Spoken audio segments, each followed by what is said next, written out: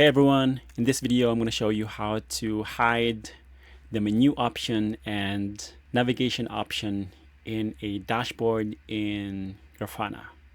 Okay, so I got Grafana opened, so I'm going to log in.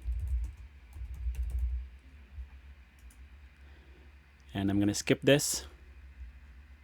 Okay, so going to dashboard or dashboards, and I'm going to select one of the dashboards and hide that menu.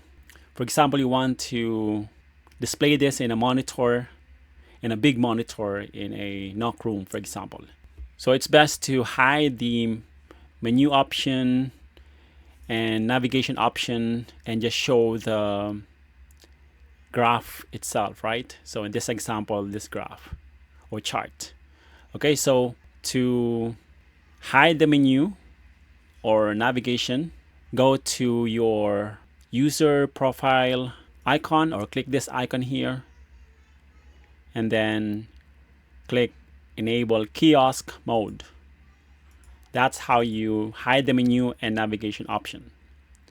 And if you want to unhide them, you can just click escape, the key escape, okay, in your keyboard.